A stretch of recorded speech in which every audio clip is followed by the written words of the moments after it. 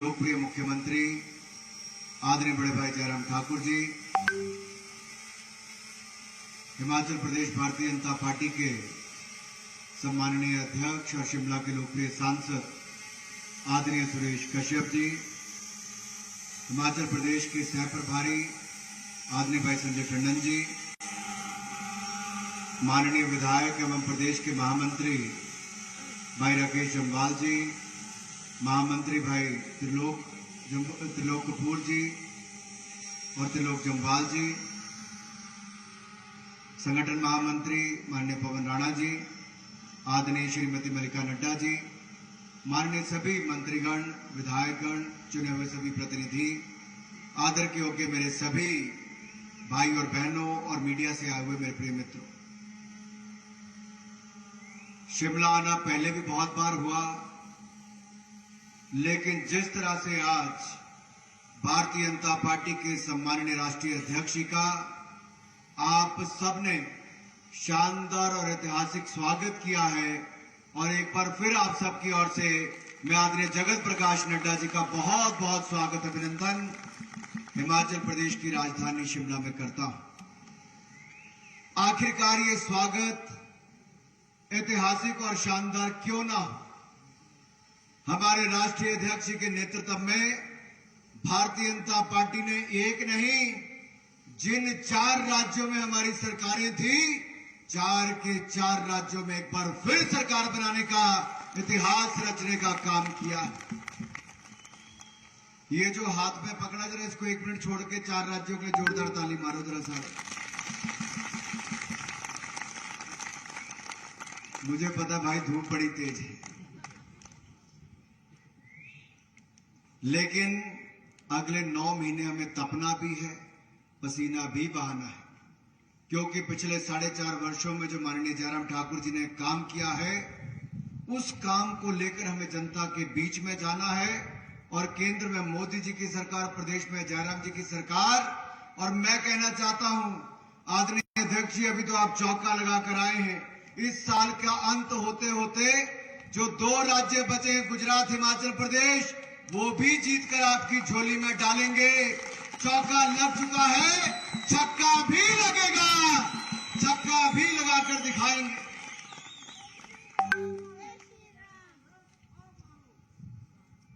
मैंने कल रात को लगभग 11:40 पर आदरणीय अध्यक्ष जी को फोन किया कि थोड़ा जरूरी है, आपसे मिलना है, कुछ लोगों की ज्वाइनिंग है, मैंने उनको बताया क्या क्या करना है।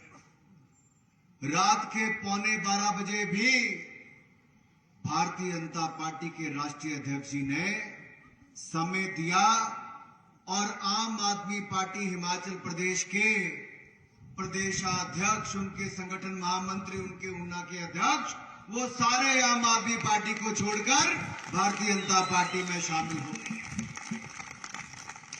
और सबने कहा कि हम 8-8 साल से पसीना बहा रहे हैं, पिछले 1.5 साल से तो बहुत ज्यादा काम कर रहे हैं, लेकिन जब हमारे दिल्ली के मुख्यमंत्री और पंजाब के मुख्यमंत्री आए तो किसी हिमाचली को मंच और टेम्पू पर भी स्थान, रथ पर स्थान नहीं दिया। ये हिमाचलियों का अपमान था, उनका भी अपमान था। उन्होंने जो बातें कही कि किस तरह से कार्यकर्ताओं की अनदेखी होती है, किस तरह से झूठ बोलने के लिए कहा जाता है, झूठे वायदे किए जाते हैं, उन्होंने कहा हमें विश्वास ही नहीं हो रहा कि हम तो दुनिया की सबसे बड़ी पार्टी के राष्ट्रीय अध्यक्ष के साथ रात के 12 बजे भी मिल सकते हैं।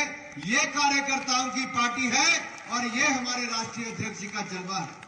भाई और बहनों, ये जो 4 राज्यों में ऐतिहासिक जीत हुई, मोदी जी का जलवा, वो सच ही कहते, मोदी है तो मोदी है तो भाई और बहनों। और जब हिमाचल की बात आती है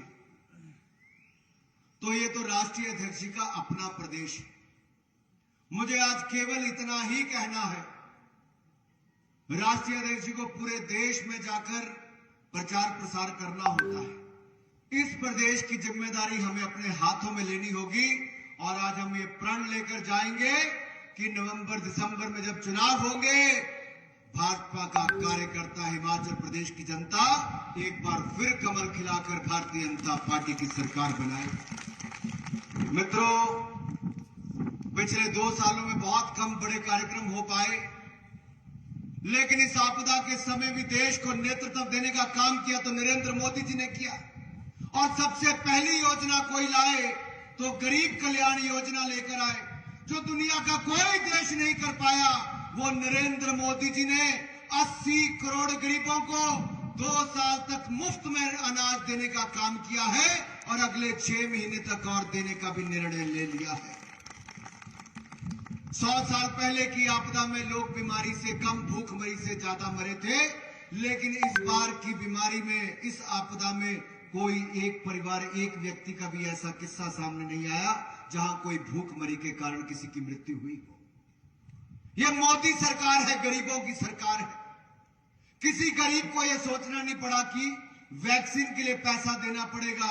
180 करोड़ वैक्सीन लगी, लेकिन किसी को पैसा नहीं देना पड़ा। मोदी सरकार ने मुफ्त में वैक्सीन लगाने का काम भी किया, तो 180 करोड़ वैक्सीन। और हमारे हिमाचल प्रदेश में जयराम जी की सरकार ने वो करके दिखाया जो देश का कोई राज्य नहीं कर पाया। सबसे नंबर 1 वैक्सीन लगाने में हिमाचल प्रदेश आगे आया है। मेरे भाई और बहनों, उस आपदा के समय व्यापारियों को बैंकों से लोन देने का काम भी बगैर किसी गारंटी के, बगैर किसी कोलेटरल के किया। बहुत सारी योजनाओं को लाने का काम किया। मैं सारी बातें नहीं करूंगा। आज हमें आदरणीय अध्यक्ष जी को सुनना है, मुझे तो केवल खड़े होकर उनका स्वागत करना था। हमारा छोटा सा प्रदेश, 4 लोकसभा के सांसद, 3 राज्यसभा के सांसद, 70-72 लाख की आबादी, लेकिन 130 करोड़ के देश में भारतीय जनता पार्टी के राष्ट्रीय अध्यक्ष बनने का अवसर भी मिला, तो आदरणीय नड्डा जी को मिला। यह छोटी बात नहीं, इसलिए मैं कहता हूं कि हम सबकी जिम्मेदारी बड़ी है। नड्डा जी की जिम्मेदारी को हमें अपना कर्तव्य समझकर इसको आगे संभालना है। आइए इकट्ठे मिलकर मोदी सरकार के और जयराम जी की सरकार की नीतियों को जन जन तक पहुंचाएं और फिर एक बार कमल खिलाने के लिए अपनी कमर कस लें। आप सब आए, शानदार कार्यक्रम भारतीय जनता पार्टी ने आज किया है। मैं सभी कार्यकर्ताओं को एक बार फिर नमन करता हूं, आपका आभार प्रकट करता हूं कि इस तपती धूप में भी आपने कोई उत्साह की कमी नहीं छोड़ी। एक बार अपने लिए तालियां बजा दो मेरे भाई और बहनों, और नड्डा जी का जोरदार स्वागत कर दो। बोले भारत माता की। भाई छड़ी दवाई जो थोड़ी देर, जरा दोनों मुट्ठियां बंद करके, भुजाएं ऊपर करके, भारत माता की, भारत माता की, भारत माता की, वंदे वंदे वंदे वंदे। स्वागत है जी, स्वागत है, स्वागत है जी, स्वागत है। मोदी जी को जय श्री राम, मोदी जी को जय श्री राम, जयराम जी को जय श्री राम, आप सबको जय श्री राम। बहुत बहुत धन्यवाद। जय भारत, जय हिमाचल। धन्यवाद अनुराग जी। अब मेरा विनम्र आग्रह रहेगा, हिमाचल प्रदेश के लोकप्रिय यशस्वी मुख्यमंत्री श्री जयराम ठाकुर जी से जो मंच पर आए और हम सबका मार्गदर्शन करें।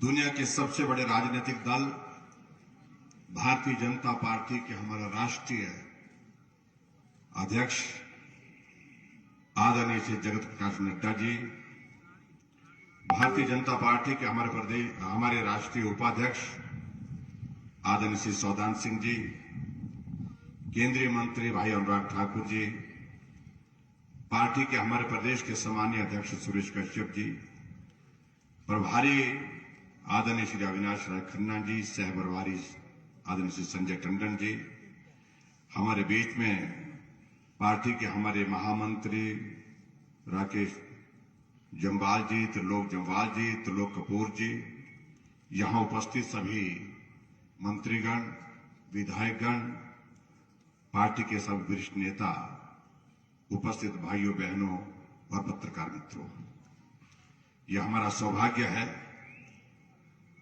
कि भारतीय जनता पार्टी के एक कार्यकर्ता के रूप में कार्य करते हुए देवभूमि हिमाचल प्रदेश से आगे बढ़ते हुए, संघर्ष करते हुए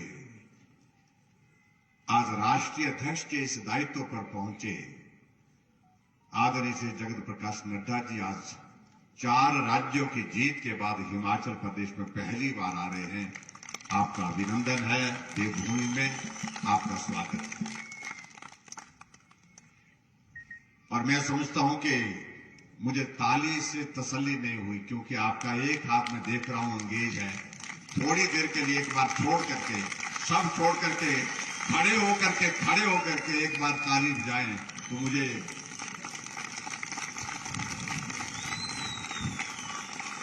बहुत बहुत अभिनंदन आदरणीय नड्डा जी, इस देवभूमि हिमाचल प्रदेश में सभी कार्यकर्ताओं को।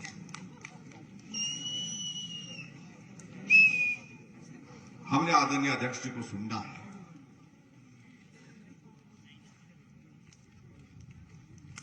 भारतीय जनता पार्टी जो देश की नहीं दुनिया की सबसे बड़ी पार्टी बन गई, और वो ऐसे नहीं बनी।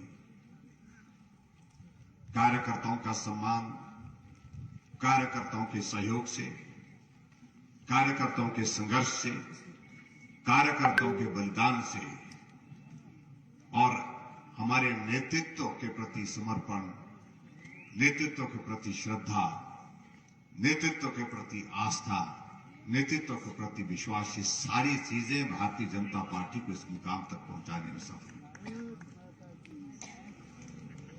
और मुझे इस बात को लेकर के बहुत प्रसन्नता है, और मैं समझता हूं ये हिमाचल प्रदेश के सभी लोगों का सौभाग्य है। प्रदेश छोटा, लेकिन काम प्रदेश के जिम्मे बड़ा है। हम कल्पना नहीं कर सकते थे हिमाचल प्रदेश से भारतीय जनता पार्टी के राष्ट्रीय अध्यक्ष के इस दायित्व पर कोई कार्यकर्ता हमारा पहुंच सकता है, लेकिन यह हमारे सामने ये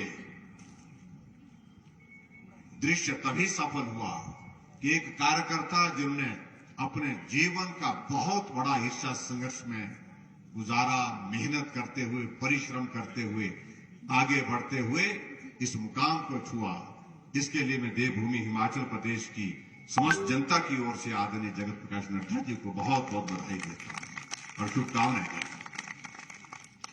पर आज हमारे लिए यह भी सौभाग्य है, प्रदेश छोटा लेकिन उसके बावजूद भी हमारे देश के मंत्रिमंडल में हिमाचल प्रदेश का हिस्सा भाई अनुराग ठाकुर जी उसको पूरा कर रहे हैं। बहुत महत्वपूर्ण महकमा, महत्वपूर्ण जिम्मेवारी के साथ आपका, इससे बड़ा सौभाग्य और हो नहीं सकता है। केंद्र में आदरणीय प्रधानमंत्री नरेंद्र भाई मोदी जी के नेतृत्व में मजबूत सरकार, और मजबूत सरकार ऐसे संकट के क्षण में जब जिसकी बहुत बड़ी आवश्यकता थी, आज आगे बढ़कर के देश का नेतृत्व करते हुए एक अलग पहचान के साथ हम खड़े हैं। इसलिए भाई और बहनों, मैं आदरणीय प्रधानमंत्री जी का भी हृदय से आभार व्यक्त करता हूं। जब हिमाचल का जिक्र आता है, इतना अपनापन उनके मन में, उनके दिल में जो है वो हम सबको देखने को मिलता है। और सदैव जब भी हिमाचल आते हैं वो एक बात कहते हैं, जब भी हिमाचल आता हूं लगता है मैं अपने घर आया हूं। ये शब्द कभी अटल बिहारी वाजपेयी जी कहा करते थे। अटल जी के बाद अगर देश के किसी प्रधानमंत्री ने इन शब्दों का चयन हिमाचल प्रदेश के लोगों के लिए किया, हिमाचल प्रदेश की इस देवभूमि के लिए किया, तो श्रद्धेय नरेंद्र भाई मोदी जी जो हमारे देश के आज प्रधानमंत्री है। यह हमारे लिए सौभाग्य की बात है। हिमाचल प्रदेश में हमारी सरकार का 4.25 साल का कार्यकाल पूरा हुआ, और इस 4.25 साल के कार्यकाल में भाई और बहनों, मैं आप सबका भी आभार व्यक्त करता हूं। आप सबके सहयोग से हर कदम पर हम आगे बढ़ते गए। सफर कठिन था, मुश्किल था, चुनौतीपूर्ण था, लेकिन उसके बावजूद रुके नहीं, थके नहीं। कड़ी चुनौतियों के बावजूद भी हिमाचल प्रदेश को विकास की दृष्टि से आगे बढ़ाते हुए एक मुकाम पर पहुंचाने में हम सफल हुए हैं। कोविड का इतना बड़ा संकट, जहां हमारे सामने प्रश्न ये खड़ा हो गया कि आदमी की जिंदगी बचाने के लिए पहले काम किया जाए, या प्रदेश के विकास के काम को लेकर के आगे बढ़े, ऐसी कठिन परिस्थिति में भी आप सबका सहयोग मिला, आदमी का जीवन भी बचाया और प्रदेश के विकास के भी नए आयाम हमने हिमाचल प्रदेश में स्थापित किए। आज मैं इस बात को कह रहा हूं, आज हिमाचल प्रदेश में आज से पहले जितनी भी सरकारें रही, 4.25 साल के कार्यकाल में अगर सड़कों के निर्माण की अगर लंबाई की अगर बात करें, हमने पूर्व के सारे रिकॉर्ड ध्वस्त कर दिए।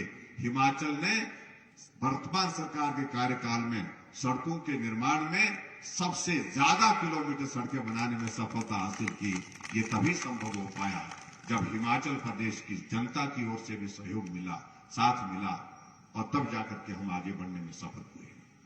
भाई और बहनों, एक नहीं अनेक बातें जिक्र करने का मन करता है, लेकिन आज के इस अवसर पर हम बहुत लंबी बात नहीं कहना चाह रहे। बजट प्रस्तुत किया और बजट प्रस्तुत करते हुए उस वक्त बहुत लोगों ने, हमारे जो विपक्ष के हमारे साथी, वो कई तरह की बातें करने की कोशिश कर रहे थे और काफी उछल कूद चल रही थी और हमेशा एक बात का जिक्र कर रहे थे कि आपका वक्त पूरा हो रहा है, हमारा शुरू हो रहा है, हम आ रहे हैं, ऐसा बोलते रहते थे। हमने कहा थोड़ा धैर्य रखिए, थोड़ा सब्र रखिए। हमने कहा आप आ कैसे रहे हैं? बोलते अभी 5 प्रदेशों का चुनाव होने जा रहा है, हम पंजाब में आ रहे हैं, उत्तराखंड में आ रहे हैं, हम गोवा में आ रहे हैं, हम मणिपुर में आ रहे हैं। हमने कहा उत्तर प्रदेश में कठिन है, लेकिन उसके बावजूद भी हम वहां पर जो है संघर्ष कर रहे हैं। और भाई और बहनों, तसल्ली तब हुई जब जिस दिन परिणाम निकला, जब वोटों की गिनती शुरू हुई और उस दिन विधानसभा के अंदर जब हम पहुंचे तो हमने सामने बैठे मित्रों को नमस्कार किया। सब जमीन तलाश रहे थे, जमीन की तरफ नजरें गड़ाए थे, नजर नहीं उठा पा रहे थे। और उसके बाद हमने उनको कहा कोई बात नहीं, होता रहता है, कोई बात नहीं।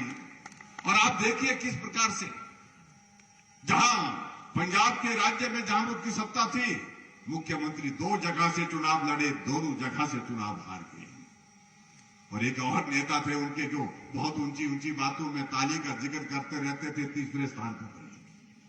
और यहां भारतीय जनता पार्टी देखिए, भारतीय जनता पार्टी जिन 4 राज्यों में थी, चारों राज्य में बहुत बड़े बहुमत के साथ फिर सत्ता में आई। और हमने उनको कहा, जो हमको सुनाते रहते थे कि यहां तो रिवाज है 5 वर्षों के बाद बदलाव का, यहां तो रिवाज है, परंपरा है, और यहां 5 वर्षों के बाद परंपरा के अनुसार सत्ता का परिवर्तन होता है। हमने कहा भाई रिवाज बदल गया है, परंपराएं भी बदल गई है। उत्तराखंड में हमारा पड़ोसी राज्य, सरकार के बाद फिर भाजपा की सरकार, उत्तर प्रदेश में भाजपा की सरकार के बाद फिर भाजपा की सरकार, गोवा में फिर भाजपा की सरकार, और मणिपुर में भी भाजपा की सरकार। आज पूरे देश के 18 राज्यों में एनडीए की सरकार, 12 राज्यों में विशुद्ध भारतीय जनता पार्टी की सरकार। अगर ये सब हो रहा है तो इससे संदेश आप सबको भी समझ लेना चाहिए कि अगर ये रिवाज बदला है 4 राज्यों में, तो हिमाचल प्रदेश में भी अब की बारी से रिवाज को बदल करके छोड़ेंगे और सरकार के बाद फिर भाजपा की सरकार हम स्थापित करेंगे। और इस बात का मुझे पूरा विश्वास है, आप सब साथियों के बलबूते में कह सकता हूं कि निश्चित रूप से इसमें सफलता हासिल होगी। आदरणीय जगत प्रकाश नड्डा जी हमारी पार्टी के राष्ट्रीय अध्यक्ष हैं, आपके नेतृत्व में ये जीत हासिल हुई है। हमारे लिए, हिमाचल वासियों के लिए स्वाभाविक रूप से ये सौभाग्य है कि हमें उस जीत के जश्न में झूमने का मौका मिला, अवसर मिला, खुशी मनाने का अवसर मिला, क्योंकि हमारा हिमाचल का कार्यकर्ता हमारी पार्टी के लिए जो कभी झंडे लगाते, पोस्टर लगाते और जाकर के छोटे छोटे नुक्कड़ सभाओं को करते हुए यहां पर पहुंचे हैं, जो राष्ट्रीय अध्यक्ष के इस दायित्व पर है। और राष्ट्रीय अध्यक्ष की अध्यक्षता में चुनाव होते हैं और चारों के चारों राज्य में भारतीय जनता पार्टी की सरकार बनती है, तो हिमाचल के हर नागरिक का, भारतीय जनता पार्टी के कार्यकर्ता का सीना चौड़ा होता है। और आने वाले समय में मैं इतना ही कहना चाहता हूं, आदरणीय नरेंद्र भाई मोदी जी जिनका हिमाचल के साथ बहुत स्नेह है, उनका हिमाचल प्रदेश में आना होगा, उनके कार्यक्रम होंगे और उनके नेतृत्व में जिस प्रकार से केंद्र से हमको इन 4.25 साल के कार्यकाल में जो सहयोग मिला है। अब दिल्ली गए, हमने कहा मदद चाहिए, कोविड के कारण हमारी आर्थिकी बहुत प्रभावित हुई है, मदद मिली, एक बार में 400 करोड़ मिले। और उसके बाद मैं केंद्रीय वित्त मंत्री निर्मला सीतारमण जी का भी आभार व्यक्त करना चाहूंगा। दूसरी बार संदेश आया कि हम 200 करोड़ और दे रहे हैं, और अभी हाल ही में 15 दिन 20 दिन पहले फिर संदेश आया हम 200 करोड़ रुपए आपको जो है स्पेशल असिस्टेंस के नाते और दे रहे हैं। 800 करोड़ रुपए स्पेशल असिस्टेंस के नाते छोटे से प्रदेश हिमाचल प्रदेश के विकास के लिए अगर केंद्र से मिलता है, प्रोजेक्ट की बात अलग से और विकास की योजनाएं अलग से, लेकिन सीधे मदद करने की दृष्टि से ये तभी संभव हो पा रहा है जब डबल इंजन की सरकार है। आदरणीय प्रधानमंत्री नरेंद्र भाई मोदी जी के नेतृत्व में केंद्र की सरकार और हिमाचल प्रदेश में भारतीय जनता पार्टी की सरकार दोनों मिलकर के प्रदेश के विकास की गति को तेज करने की कोशिश करेंगे।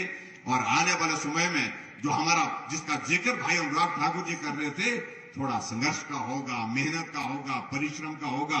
हम रात को सोएंगे नहीं, लेकिन इतनी बात जरूर कहना चाहता हूं, हमने हिमाचल प्रदेश में एक नहीं अनेक बार भारतीय जनता पार्टी की सरकार बनाई, लेकिन अब की बार जो एक काम छूटा है सरकार के बाद सरकार फिर से बनाने का, उस काम को अब की बार पूरा करेंगे, ये मैं आपके बीच में कहना चाहता हूं। और मुझे पूरा भरोसा, पूरा विश्वास इस बात को लेकर के आदरणीय जगत प्रकाश नड्डा जी के नेतृत्व में हम सफल होंगे। जहां देश के चारों राज्य में जहां चुनाव हुए, वहां भारतीय जनता पार्टी की सरकार बन गई, और हिमाचल प्रदेश तो आपका अपना है।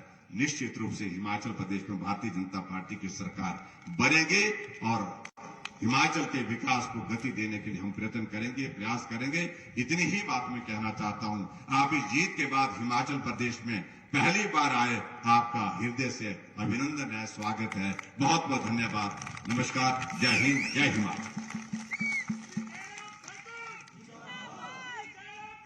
धन्यवाद सम्माननीय मुख्यमंत्री जी, आपका बहुत बहुत धन्यवाद। सम्माननीय राष्ट्रीय अध्यक्ष जी, स्थापना दिवस के उपरांत पार्टी ने पूरे प्रदेश में महासंपर्क अभियान पद यात्रा के रूप में करने का निर्णय लिया है। 6 अप्रैल से हमारा महासंपर्क अभियान पूरे 68 की 68 विधानसभाओं में चल रहा है। इस अभियान के तहत हम 30 अप्रैल तक प्रत्येक बूथ पर, प्रत्येक घर तक पहुंचने का लक्ष्य हमारा है। इस महासंपर्क अभियान में हम प्रत्येक बूथ पर एक बूथ किट उपलब्ध करा रहे हैं। उस बूथ किट में सभी बूथ अध्यक्ष, बूथ पालक, बीएलए, उनकी नेम प्लेट्स बनी हैं। जो हमारे ग्राम केंद्र प्रमुख हैं, उनकी नेम प्लेट्स बनी हैं। उनको हमारे प्रमुख नेता घर घर जाकर त्रिदेव के वहां नेम प्लेट्स लगा रहे हैं।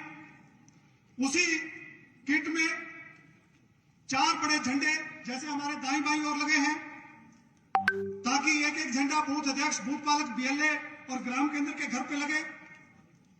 उसके साथ साथ 25 छोटे झंडे, जो पार्टी की अपेक्षा है कि एक बूथ पर लगभग 25 से 30 पन्ना प्रमुख हैं, प्रत्येक पन्ना प्रमुख के घर पर झंडा लगे, इसलिए पार्टी ने एक झंडा मीडियम साइज का 25 झंडे एक बूथ पर देने का निर्णय किया।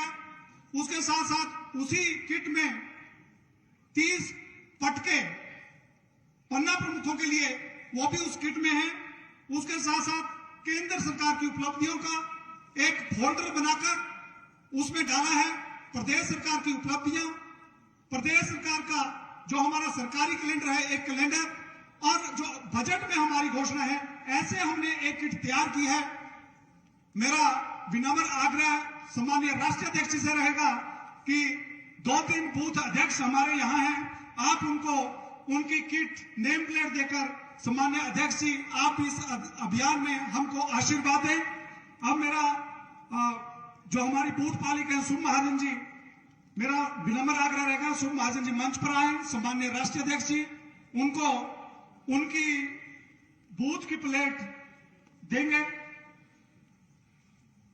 सामान्य राष्ट्रीय अध्यक्ष जी, ये हमारा बूथ का पैकेट है, बूथ किट है जो एक एक बूथ पर जारी है।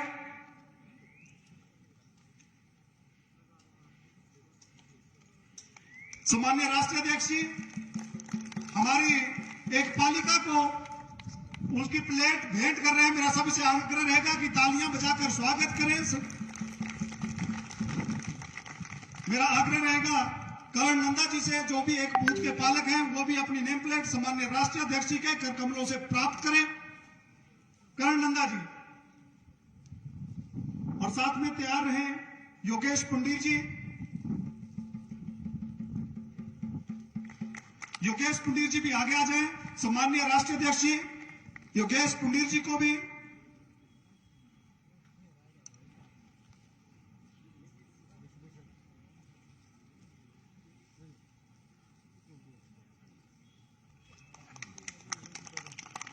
हमारे अंतिम जो बूथ अध्यक्ष हैं योगेंद्र पुंडीर जी, वो भी सामान्य राष्ट्रीय अध्यक्ष जी से अपने बूथ की प्लेट रिसीव करते हुए सभी से विनम्र आग्रह है कि तालियों के साथ स्वागत करें, अभिनंदन करें। धन्यवाद सामान्य राष्ट्रीय अध्यक्ष जी। अब वो घड़ी आ गई जिसका हम सबको बड़ा बेसब्री से इंतजार है। सामान्य राष्ट्रीय अध्यक्ष जी, आपके कुशल नेतृत्व में हमने चारों राज्यों में अपनी सरकारें रिपीट की और सामान्य प्रधानमंत्री परम श्रद्धेय नरेंद्र मोदी जी के कुशल मार्गदर्शन में हमने चारों राज्यों में अपनी सरकारें पुनः रिपीट की। तालियों के बीच में अब मैं विनम्र आग्रह करूंगा भारतीय जनता पार्टी के हिमाचल के सपूत परम श्रद्धेय श्री जगत प्रकाश नड्डा जी से कि वो मंच पर आए और हम सबका मार्गदर्शन करें। मेरा सभी से अनुरोध कि तालियों के साथ स्वागत करें। भारत माता की, भारत माता की। स्वागत है भाई, स्वागत है।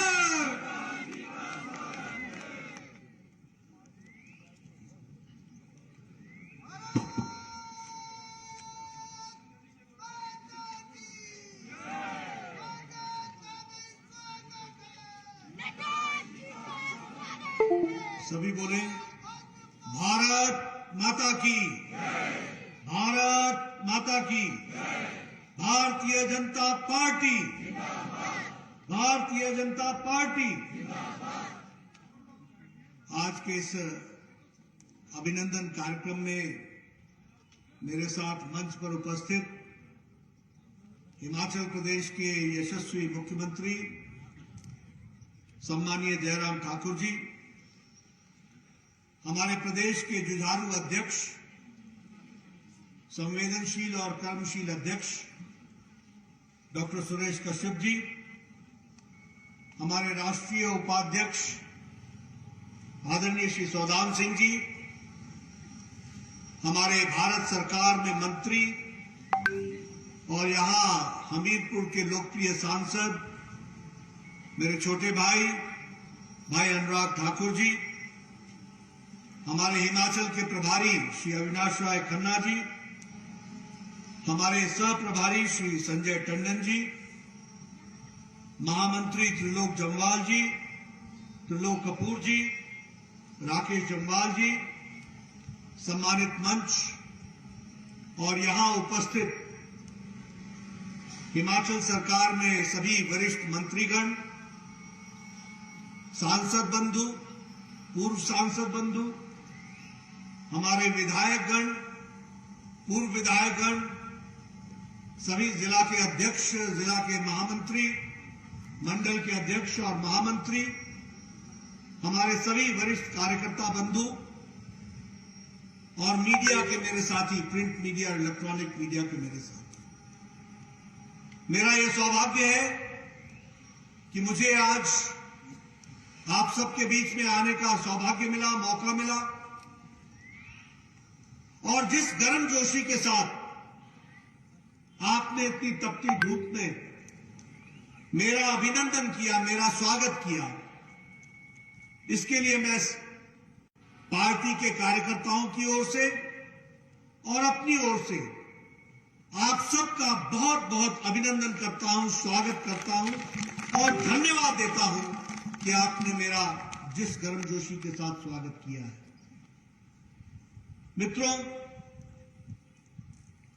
यह स्वागत मेरा नहीं, यह भारतीय जनता पार्टी की कार्यशैली का स्वागत है। यह स्वागत मेरा नहीं, आदरणीय मोदी जी की नीतियों का, कार्यक्रम का और उनके द्वारा चलाए जा रहे राजनीतिक दृष्टि से देश के परिदृश्य में किए जा रहे कार्यों का स्वागत है। और ये मेरा स्वागत नहीं, ये भारतीय जनता पार्टी को उत्कर्ष पर ले जाने वाले लाखों करोड़ों कार्यकर्ता जो दिन रात मेहनत कर रहे हैं, ये उनका स्वागत है। मैं उनका स्वागत करता हूं। आज मैं हिमाचल आया हूं। ये वीर भूमि है, वीरों की भूमि है,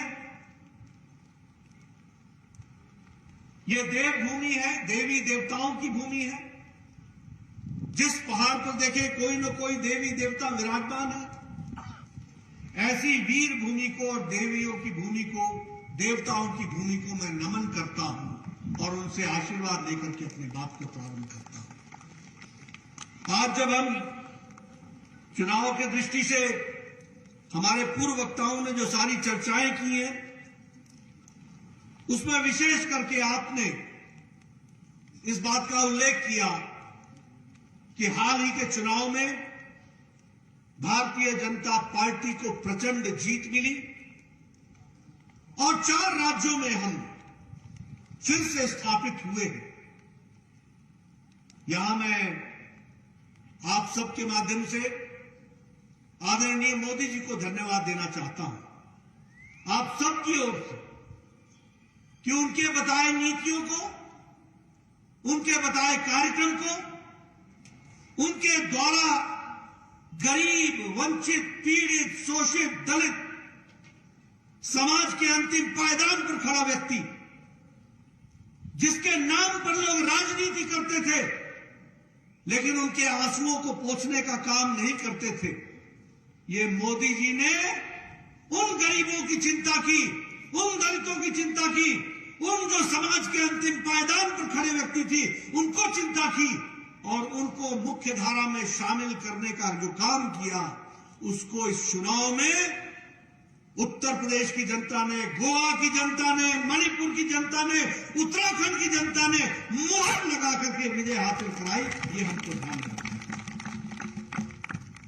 इस चुनाव में बहुत सी चीजें प्रथम बार हुई, बहुत सी चीजें प्रथम बार। उत्तर प्रदेश में प्रथम बार किसी की सरकार 38 साल बाद दोबारा रिपीट हुई। उत्तर प्रदेश में प्रथम बार कोई मुख्यमंत्री 5 साल पूरे करके दोबारा शपथ लिया है, तो यह उत्तर प्रदेश की धरती पर है। यह उत्तर प्रदेश की धरती पर पहली बार 23 जिलों में clean sweep Bharatiya Janata party की हुई। इस बात को भी हमको ध्यान में रखना चाहिए। और साथ ही साथ इंडियन नेशनल कांग्रेस के 399 सीटों पर चुनाव लड़ने पर 387 सीटों पर जमानत जब्त हुई। यह पहली बार हुआ। 389 में 377, जिसने 30 साल 40 साल राज किया हो, 70 साल से ज्यादा देश पर राज किया हो, आज उत्तर प्रदेश की धरती पर 399 में 387 सीट पर जमानत जब्त हो गई। आजकल एक नई पार्टी भी आई है जो अपना आपा खो बैठती है। उनकी हालत क्या हुई? 377 सीटों में 377 सीटों में जमानत जब्त हुई है। यह उनकी परिस्थिति आ चुकी है। इसलिए मित्रों, इस चुनाव में बहुत कुछ प्रथम बार हुआ है। उसी तरीके से अगर हम उत्तराखंड की बात करें, जब से राज्य बना है,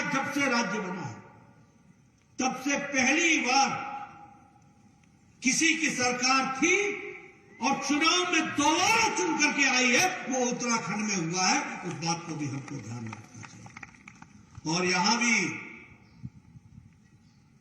हमारी 47 सीटें आई 70 में, लेकिन सबसे चौंकाने वाली बात यह है कि बड़ा सुनते थे शोर तुम्हारा हर गली में, बड़ी चर्चा होती थी मोहल्ले मोहल्ले, आपसे बचो, आपसे बचो, आपसे बचो। 70 सीटों में 68 सीटों में जमानत जब्त हुई।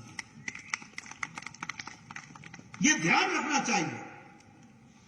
अगर हम मणिपुर की बात करें तो नॉर्थ ईस्ट में मणिपुर जाना जाता था बंद के लिए, ब्लॉकेड के लिए, स्ट्राइक के लिए, इंसर्जेंसी के लिए।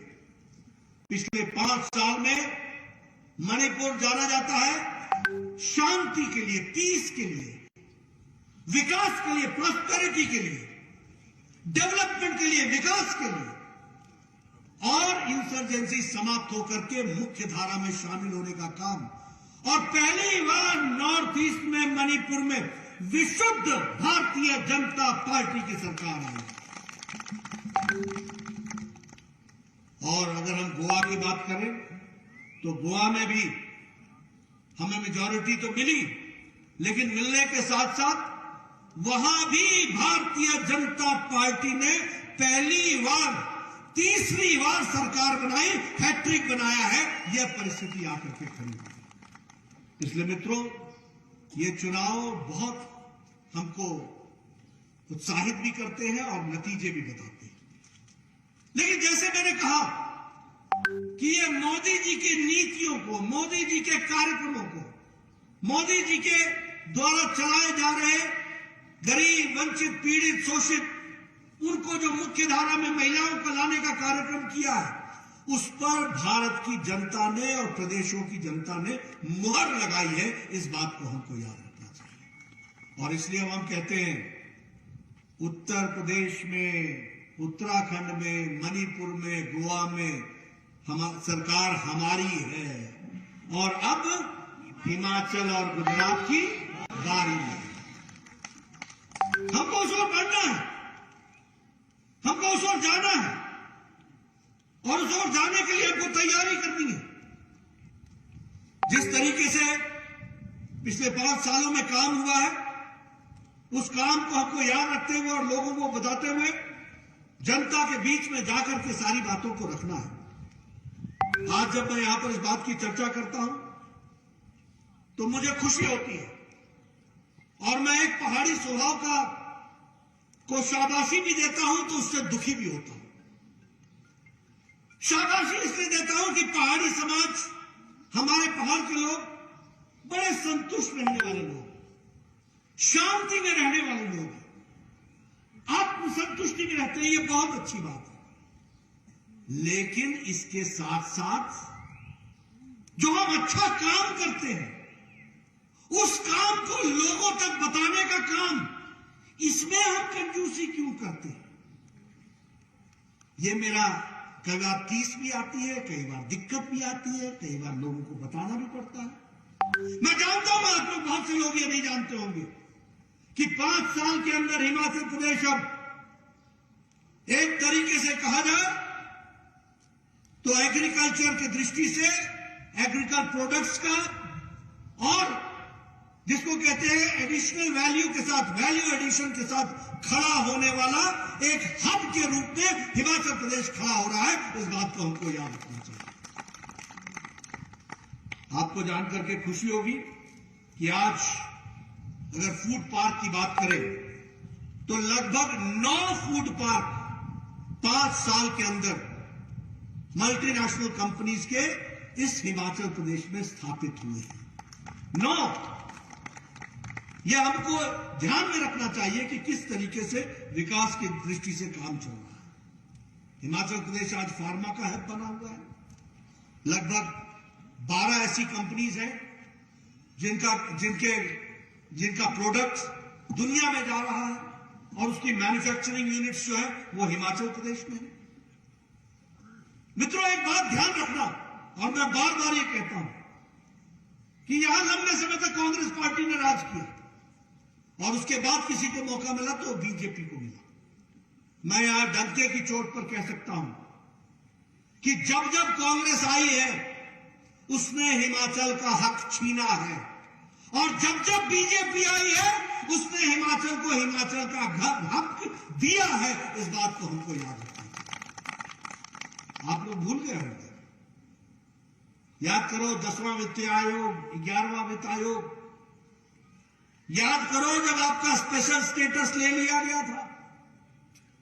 याद करो जब सेंट्रल स्पॉन्सर्ड स्कीम में केंद्र अगर 60% देता था तो 40 आपका लगता था, और सिफारिश क्या थी कि 50-50 कर लो। यह थी मनमोहन सिंह की सरकार की सिफारिश।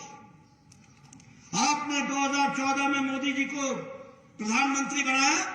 आपने नहीं डिमांड की थी, मुझे याद है अच्छी तरीके से। शारदा कुमार जाया करते थे न्याय यात्रा लेकर के, मुझे याद है अच्छी तरीके से। प्रेम कुमार धूमल जी दिल्ली के दरबार में अपनी बात को गुहार लगाते थे, कोई सुनने वाला नहीं था।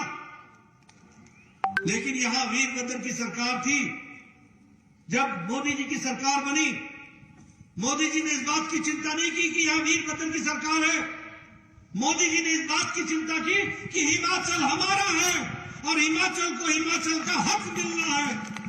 और उन्होंने हमको स्पेशल कैटेगरी स्टेट में खड़ा किया। जहां नॉर्थ ईस्ट के स्टेट्स थे, जहां जम्मू कश्मीर था, वहां हिमाचल और उत्तराखंड दोनों को निकाल दिया गया था। उसको स्पेशल कैटेगरी हिल स्टेट में लाने का काम नरेंद्र मोदी जी ने किया, और सेंट्रल स्पॉन्सर्ड स्कीम में 90-10 का रेशियो तय किया गया। 90 केंद्र सरकार देगी तो 10 जयराम ठाकुर जी देंगे। ये ला करके खड़ा किया। आप शायद भूल गए होंगे कि अटल जी ने हम लोगों को इंडस्ट्रियल पैकेज दिया था।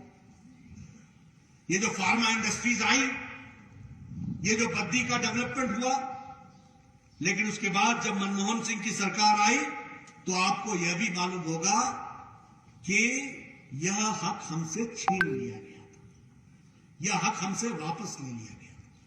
और उस समय कांग्रेस के लोगों ने क्या दलील दी थी? यह कहा था कि हिमाचल को मिल रहा है, पंजाब को नहीं मिल रहा है, हरियाणा को नहीं मिल रहा है, बराबरी होनी चाहिए, ये तीनों का हिस्सा होना चाहिए, इसलिए हिमाचल का हिस्सा काटो। ये दीगर बात है कि कांग्रेस वाले न हरियाणा में रहे और न पंजाब में रहे। सुपड़ा साफ हो गया, यह भी आपको याद रखना चाहिए। इसलिए मित्रों, मैं ये कह सकता हूं, कोल डैम, जिसको कलाई डैम कहा जाता था, 1960 के दशक में इसके बारे में कल्पना की गई थी। 60 के कांग्रेस की सरकार थी। लेकिन जब अटल बिहारी वाजपेयी की सरकार आई तब जाकर के इसका शिलान्यास हुआ। और यह समर्पित कब हुआ? जब नरेंद्र मोदी जी की सरकार आई तब जाकर कोल डैम हमको मिला है। आज वहां पर 800 मेगावाट की बिजली प्रोड्यूस हो रही है। लूरी स्टेज 1, स्टेज 2 नारे लगाते थे कि लूरी स्टेज 1 होगा, स्टेज 2 होगा। उसका शिलान्यास भी नरेंद्र मोदी जी की सरकार ने रखा। आप याद कीजिए अटल टनल, अटल बिहारी वाजपेयी जी ने 2004 में इसका शिलान्यास किया था। 2004 में, और नहीं 2002 में इसका शिलान्यास किया था। और 2020 में शायद सितंबर का महीना था जब मोदी जी ने आकर के इसका उद्घाटन किया। सितंबर में 18 साल लगे। और मुझे याद है अटल जी ने मनाली में मेरे सामने कहा था, मोदी जी बगल में बैठे थे। 3 अक्टूबर को 2020 में उसका उद्घाटन किया अटल टनल का। लेकिन इसमें जो जानने वाली बात है कि अटल जी स्वस्थ थे, अटल जी मनाली आए थे, और अटल जी ने मोदी जी के सामने, मोदी जी उस समय उनके साथ आए थे, तो उन्होंने पूछा, भाई ये मेरे टनल का क्या हुआ जिसकी शिलान्यास मैंने रखी थी? हमें बहुत दुख के साथ कहना पड़ा कि उसका काम रुक गया है, केंद्र सरकार कर रही है। और उस समय अटल जी ने कहा था, वो पत्थर मेरे दिल पर पत्थर है, और मोदी जी ने याद रखा था, जब वो प्रधानमंत्री बने तो 6 साल के अंदर पूरी ताकत लगा करके 5 साल के अंदर अटल टनल दिया गया। ये बात की याद रखिए। इसलिए मित्रों, मैं ये गौरव के साथ कह सकता हूं कि बेशक हिमाचल प्रदेश में हमको राज करने का समय कम मिला, लेकिन हिमाचल प्रदेश को देने का काम किया तो बीजेपी की सरकारों ने किया, और लेने का काम किया तो कांग्रेस पार्टी की सरकारों ने किया। आपका हक छीना, हमेशा आपका हक छीना, ये भी आप, मैं कहना नहीं चाहता यहां लंबी श्रृंखला है मुख्यमंत्रियों की। हमारे यहां कोई पानी के मुख्यमंत्री से जाना जाता है, कोई बिजली के मुख्यमंत्री के रूप में जाना जाता है, कोई सड़कों का जाल बिछाने वाले मुख्यमंत्री के रूप में जाना जाता है। मैं आज के दिन ये चर्चा नहीं करूंगा कि बाकी मुख्यमंत्री किस नाम से जाने जाते हैं, लेकिन हाँ, ये गौरव मिला है हमें कि हमारे लोगों ने हिमाचल प्रदेश की सेवा की है। हमारे 2 प्रधानमंत्री हैं, एक अटल बिहारी वाजपेयी और एक मोदी जी। हम गौरव के साथ कह सकते हैं, जब जब पैकेज आया है तो वो मोदी जी के टाइम पे आया और अटल बिहारी वाजपेयी के टाइम पर आया, ये हम कह सकते हैं। आज मुझे खुशी है कि अभी 27 दिसंबर 2021 को आदरणीय मोदी जी ने 11,000 मेगावाट के पावर प्रोजेक्ट्स और लगभग 6 पावर प्रोजेक्ट का शिलान्यास किया है। और ये जयराम जी की सरकार में 6 पावर प्रोजेक्ट्स का काम हुआ है, और यह 2 साल के अंदर, 3 साल के अंदर ये तैयार हो जाएगा। ये 4 लेन परवाणु शिमला, धर्मशाला शिमला और कीरतपुर मंडी मनाली शिमला, इसमें परवाणु शिमला का काम शुरू हो गया, मंडी शिमला धर्मशाला का काम शुरू होना है, मनाली वाला हमारा ये कीरतपुर मंडी मनाली वाला ये लगभग कंप्लीशन की ओर जा रहा है। ये किसके समय में आया, ये किसने दिया, कौन था भारत का मुख्यमंत्री, प्रधानमंत्री, किन लोगों ने इस काम को आगे बढ़ाया? रोकने और अड़ंगे लगाने का काम आपने किया, और इसको साकार करने का काम किया तो भारतीय जनता पार्टी की सरकार ने किया। यह भी हमको ध्यान रखना चाहिए। और आज मैं ये आपसे बताना चाहता हूं, जयराम जी जरा शरीफ है, अपनी बात कम बोलते हैं, काम ज्यादा करते हैं, लेकिन आपको जानकर के खुशी होगी कि प्रधानमंत्री सड़क योजना के तहत 5 साल में जयराम जी की सरकार ने 6,384 किलोमीटर की सड़कें बनाई। 6,000। ये छोटी घटना नहीं है मित्रों, मैं भी एमएलए रहा हूं। सड़क निकालने जाओ तो पता चलता है पसीना आ जाता है। परे तो कड्डो जी, मेरी जमीन छड्डो जी,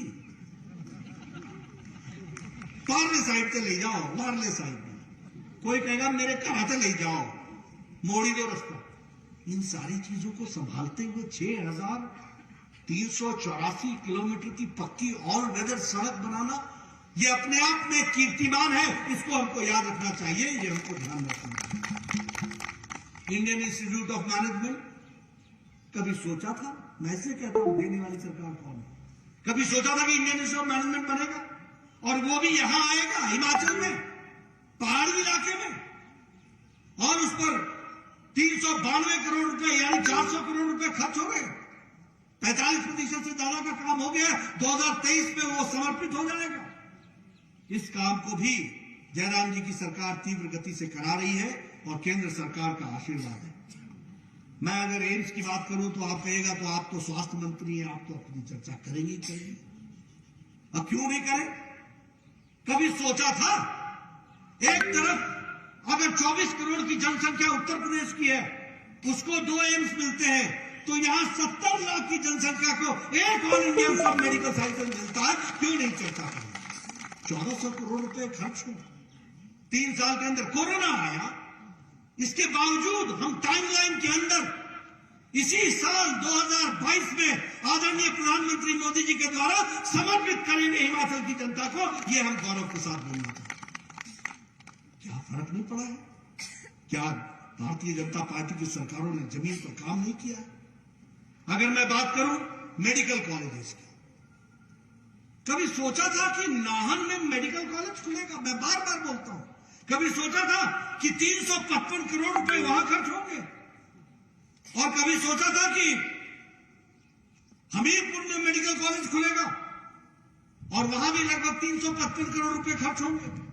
कभी हमने सोचा था कि दूर दराज इलाके में चंबा में मेडिकल कॉलेज खुलेगा और वहां भी 319 करोड़ रुपए खर्च होंगे। मित्रों, ये काम करने वाले पार्टी की शक्ल ही कुछ और होती है और सरकारों का काम करने का तरीका ही कुछ और होता है।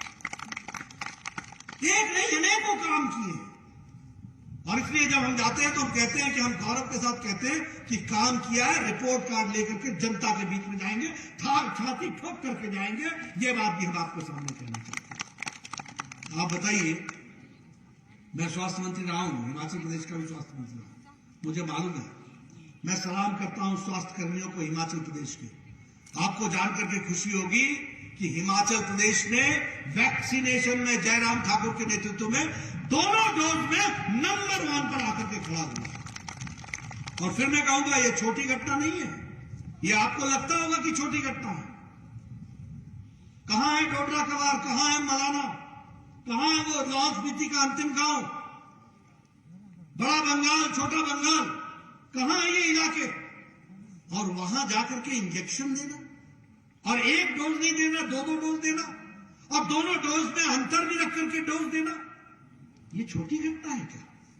मित्रों, यह बताता है कि नेता की काम करने की इच्छा शक्ति हो तो धरती पर परिवर्तन आता है और जयराम ठाकुर ने करके दिखाया है। यह मैं आपको बताना चाहता हूं।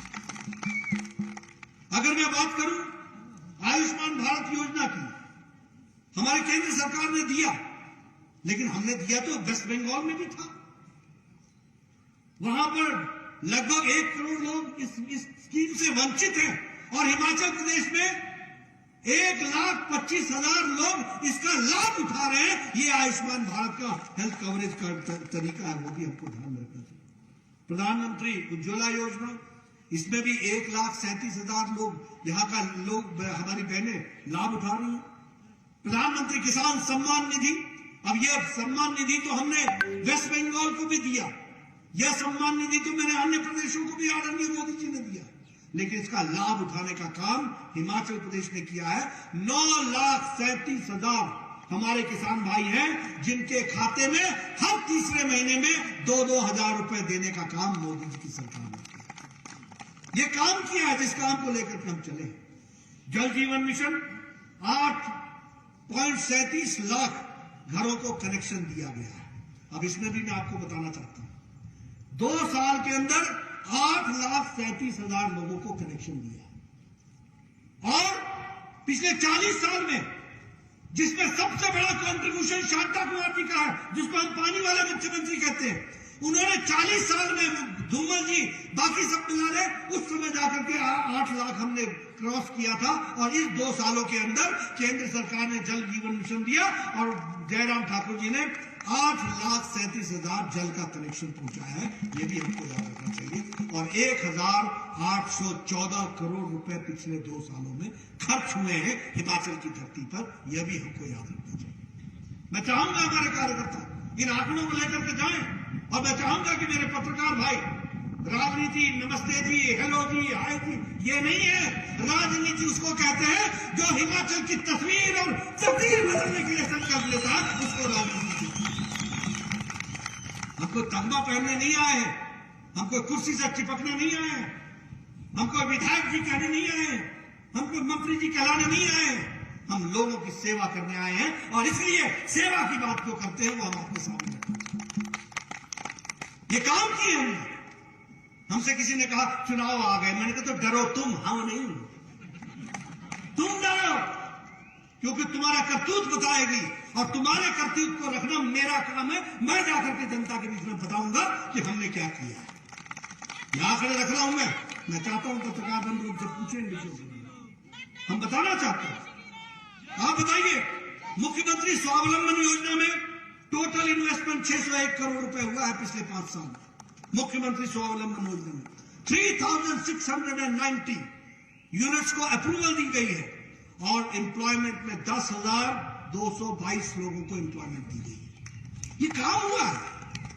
जयराम जी, मैं चाहूंगा कि ये सारी बातें लोगों तक पहुंचे, जो आपने काम किया है, लोगों को जानकारी हो। आप इतना अच्छा काम करें, वो सारी की सारी चीजें नीचे जमीन में लोगों के जानकारी में जहन में आना है और किया है। हिमाचल की तस्वीर बदली है, तकदीर बदली है। 6000 किलोमीटर से ज्यादा सड़क बनाई है, ये कोई छोटी घटना है? इसी तरीके से अगर हम बात करें, आप मेडिकल डिवाइस पार्क बना रहे हैं, 261 करोड़ रुपए नालागढ़ में बन रहा है। मैं देख रहा हूं यहां हमारे ठाकुर साहब बैठे हैं। ठाकुर साहब जम के जाके बताइए, नालागढ़ पार्क बन रहा है केएल ठाकुर जी, और वहां पर लगभग 265 एकड़ की जमीन में 261 करोड़ रुपए खर्च हो रहे हैं। ये आपकी धरती पर खर्च हो रहे हैं। अब आप थल्ले वल्ले नहीं करेंगे तो और क्या करेंगे? बाकी सबको थल्ले थल्ले करना आपका काम है। ये राजनीतिक दृष्टि से हमको समझने की जरूरत है। बल्क ट्रक पार्क बनाने की बात है, उसको भी हम लोगों ने पूरी ताकत से रखा है।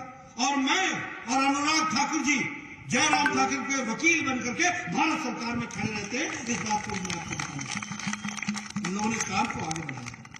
आपने ग्लोबल समिट किया, ग्लोबल समिट में आपने 97,000 करोड़ रुपए का आपने एमओयू किया, जिसमें से 41,853 करोड़ रुपए आपने उसको अप्रूव करके उसको इंप्लीमेंट कराया है।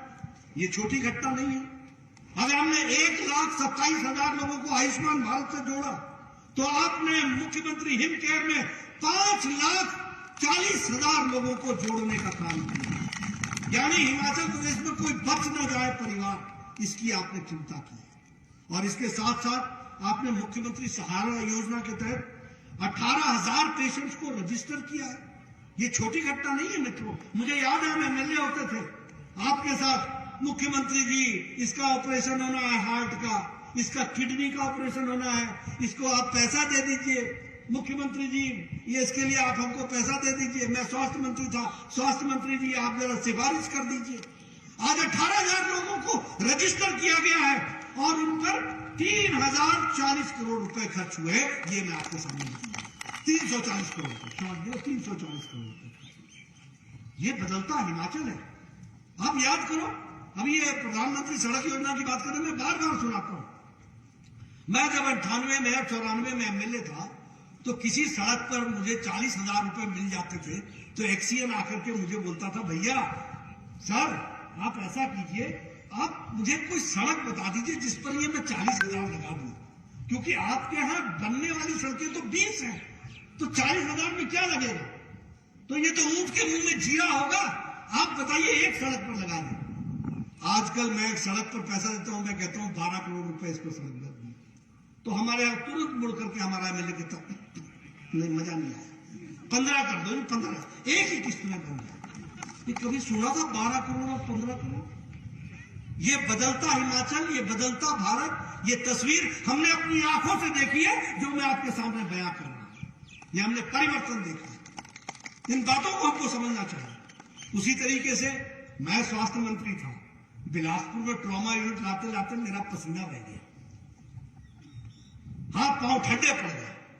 आज आपको 6 ट्रॉमा यूनिट मिला हुआ है, और 6 ट्रॉमा यूनिट में आप 29 करोड़ रुपए खर्च कर रहे हैं। 29 करोड़ रुपए मैं ऐसे बोल रहा हूं, ले लो भैया रेजगारी, 29 करोड़ रुपए खर्च हो रहा, काम चल रहा। कभी सोचा था कि हिमाचल प्रदेश में लेवल 3 लेवल 2 का हमको ट्रॉमा सेंटर मिलेगा? आज वो भी मिल गया है। मुख्यमंत्री गृहिणी योजना के तहत लगभग 3,23,000 बेनिफिशियरीज को, हमारे बहनों को आप टच कर रहे हैं, उनको आप सहायता दे रहे हैं। आप बताइए, शिमला के स्मार्ट सिटी के लिए 194 करोड़ रुपए अगर केंद्र सरकार ने दिया है, तो 190 करोड़ रुपए जयराम जी ने स्मार्ट सिटी में शिमला के लिए दिया है। ये हम बताना चाहते हैं।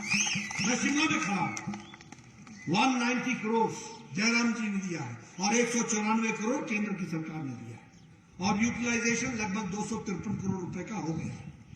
हमारे जो स्लम डवेलर्स हैं, उनको 2 बिस्वा जमीन देने का तय किया कि नहीं किया? तय किया कि नहीं किया?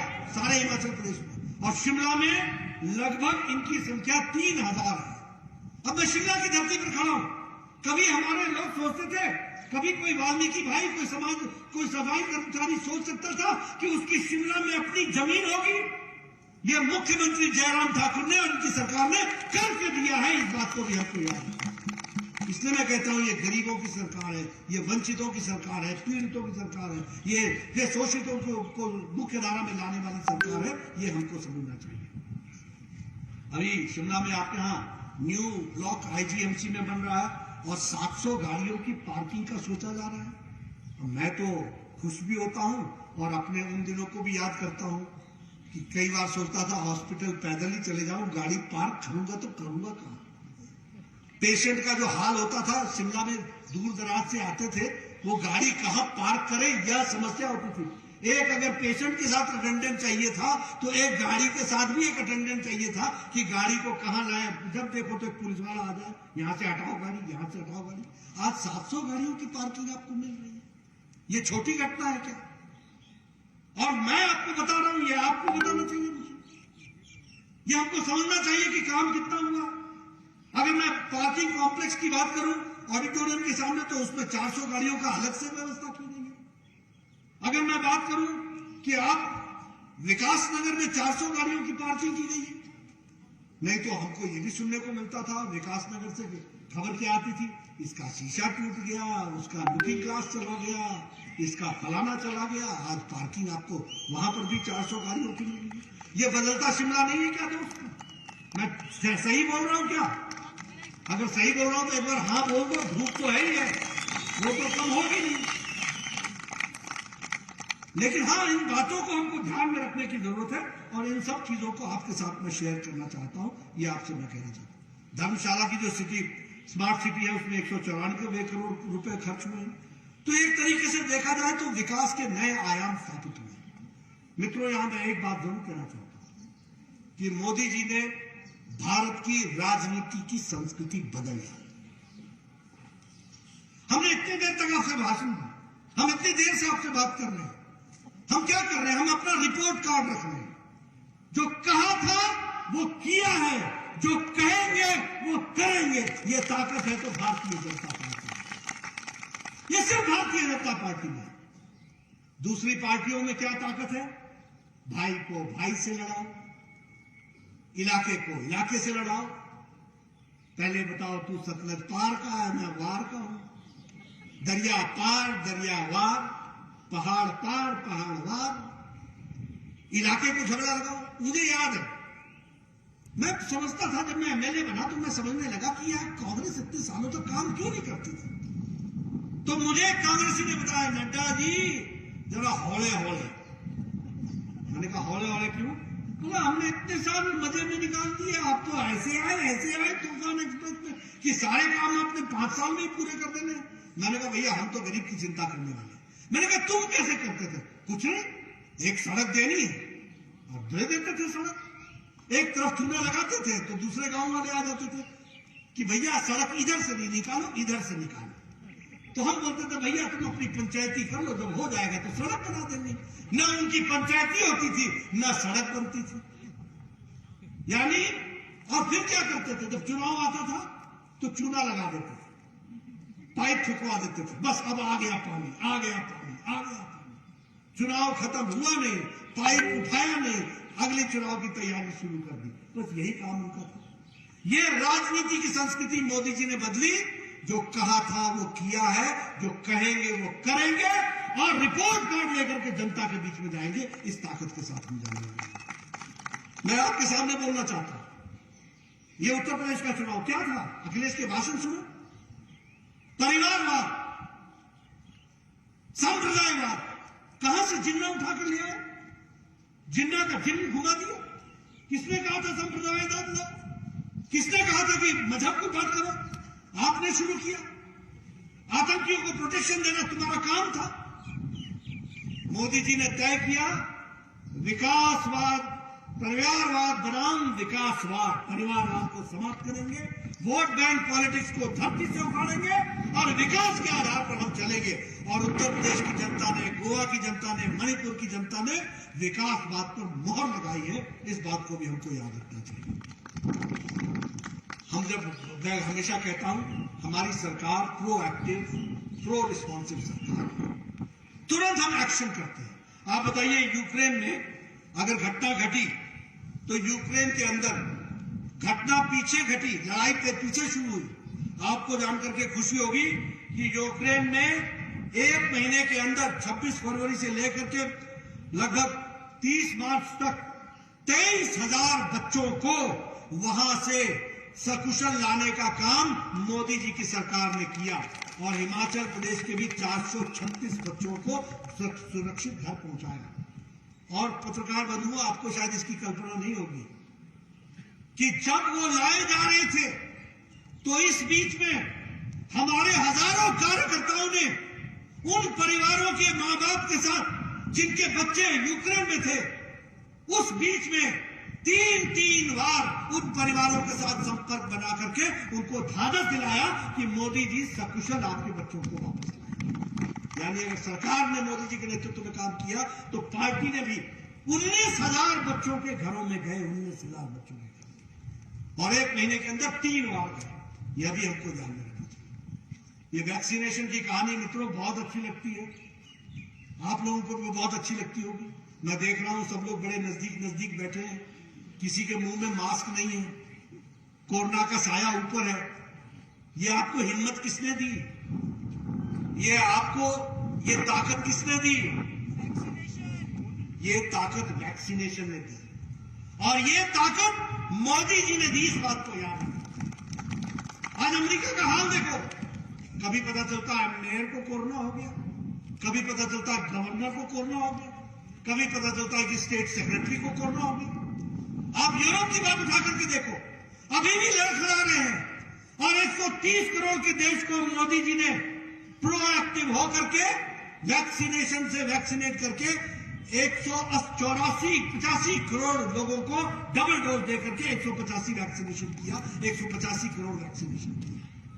और फिर मैं आपको कहना चाहता हूं, जापानीज इंसेफ्लाइटिस की बीमारी की दवा भारत में आने में 100 साल लग गए, टेटनस की दवा को आने में 35 साल लग गए, स्मॉल पॉक्स की दवा को आने में 30 साल लग गए, मीजल्स की दवा को आने में 20 साल लग गए, ट्यूबरक्लोसिस की दवा को आने में लगभग 22 साल लग गए, पोलियो की दवा को आने में लगभग 20 साल लग गए।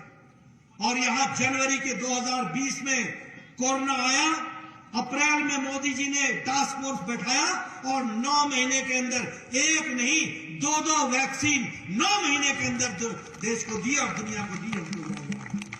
इसलिए प्रोएक्टिव काम करने का जो तरीका है वो भी हमको ध्यान रखना चाहिए। अगर उरी की घटना घटी तो 1 हफ्ते के अंदर सर्जिकल स्ट्राइक हुई। अगर पुलवामा घटा तो ये भारत का प्रधानमंत्री था जिसने मोदी जी ने कहा कि तुमने बहुत बड़ी गलती कर दी है और तुमको इसका खमियाजा भुगतना पड़ेगा।